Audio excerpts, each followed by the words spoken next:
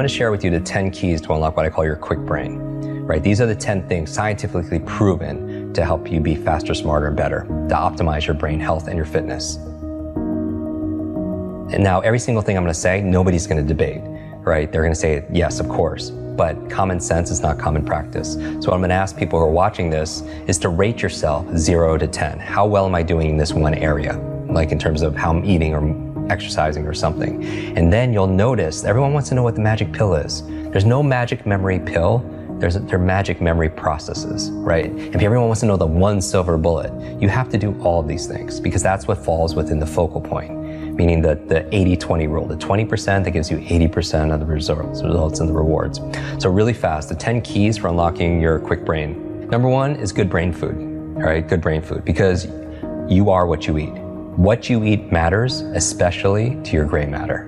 There's certain foods that are really good for your brain, and you probably eat most of these foods as you are, because I know you're very... Blueberries, yeah, all like blueberries is like, I call them brain berries, and avocados and the good fats and all of them. So there's 10 of them that I recommend, and so they're really excellent. They're very neuroprotective and such, including dark chocolate. So dark chocolate is good. What's good for your mood is generally good for your mind. But so a good brain diet is number 1. So just rate yourself on a scale of 0 to 10. How good is your diet? All right, number 2 is killing ants. Automatic negative thoughts, your self-talk. And so what I would recommend people, 0 to 10, how's that feel? How well are you doing? And not only that, but maybe going on a little fast or a cleanse. Like we cleanse the food we eat and things we put in our body, but what about the thoughts that we're putting in our body? Try to do 30 days of no negative thoughts. I mean, yeah, 1 day. Or not complaining or something right, like no that. Complaining challenge, because it's just, again, people get so addicted to these things like, complaining and whatever you're rehearsing, you're literally rewiring your brain to get more of that. It's not law of attraction. There's a law of action that's going on, that makes it, because all behavior is belief driven.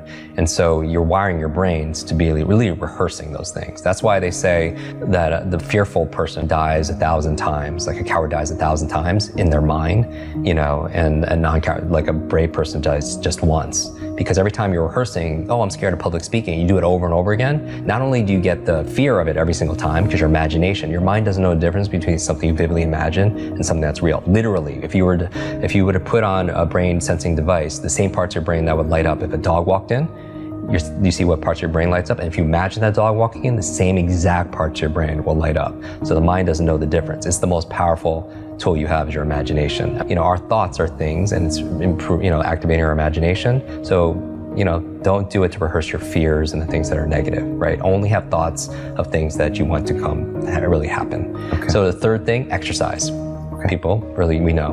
Number 4, brain nutrients, omega-3s, the DHAs, the ginkgo biloba, vitamin B, B12s. And this is a subject that comes up because, a lot of people travel, they have fast food lifestyles and, but maybe they're lacking in certain supplements. And what I would say is, I'm not a nutritionist. I'm not anything that ends on an ist, but go to a doctor, a good functional medicine doctor, you have a blood test. And I say the same thing for diet. When people say, what's the best?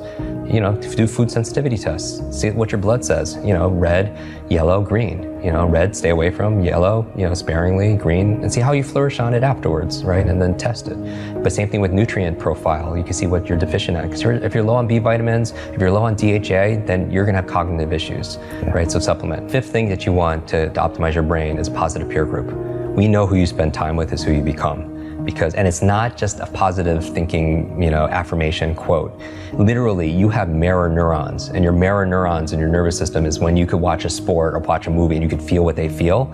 It's what or you have empathy for other people. We're always imitating people, right? And so who you spend time with is who you become, because you're imitating their habits, their behaviors, their thought patterns, and everything. So that's why they say you're the average of the 5 people you spend the most time with, right? If you're around 9 broke people, you're gonna be the 10th, right? Like you hear these things all the time, but it's not just your biological networks or your neurological networks. Analyze your social networks, right? Because whether or not you smoke has less to do with your neurological networks and more to do whether or not your friend's friend smoke. Is going to have more of an influence. 6th thing for your brain, clean environment.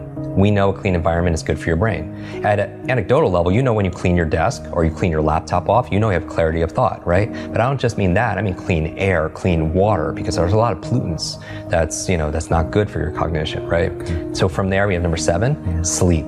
This is a big one for so many people. Sleep is so important for your brain for 3 reasons. Number one, it's where you consolidate short to long-term memory.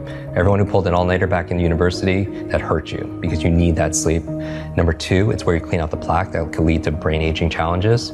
And that's what the latest research is saying in terms of leading to dementia and such. And then the third reason is because when you dream. And here's the thing, you're like, what does that have to do with anything, Jim? It's like, you don't know how many amazing ideas and invention, literature, works of art came in dream states.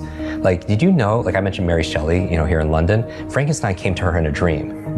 Paul McCartney came up with Yesterday in his dream. Like a chemist came up with the periodic table in his dream. Elias Howe created the sewing machine in his dream, right? Like, what are you dreaming about late at night? Because when you are working all day and you're learning all day, your brain doesn't shut off at night. At night, it's more active. People don't realize that. You think it's just not happening. It's actually more active, and it's coming up with solutions, and it's integrating stuff in the form of dreams. Number 8 is brain protection, meaning that, like I work with a lot of athletes, high performer athletes. Concussions are a big deal, right? And I've had a number of TBIs, traumatic brain injuries. But not just that, I did a whole episode on electromagnetic fields. Like, people don't realize that like our smart devices, like our brains didn't really evolve to have like all this electricity like right by our brains, And I read recently that 90% of kids sleep with their phones underneath their pillows.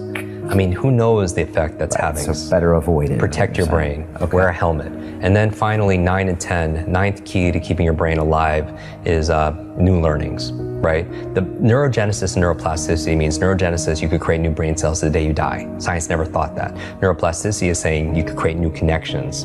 The way to improve neurogenesis, neuroplasticity, 2 things: novelty and nutrition. Okay. Just like when you're an athlete, just like training your body, you give it novelty or stimulus, and then you feed it with nutrition, right? And so that's how you build your mental muscles too. Finally, number 10, stress management. Stress management, meaning people don't realize it because it's invisible, but it's like you don't realize how much stress you're under until you're on vacation or you're getting a massage. You don't realize because it's all there all the time. It's like the fish that they don't see the water because it's there all the time. So what are we doing to cope? Meditation, relaxation, massage, yoga, whatever it is that gets us stressed.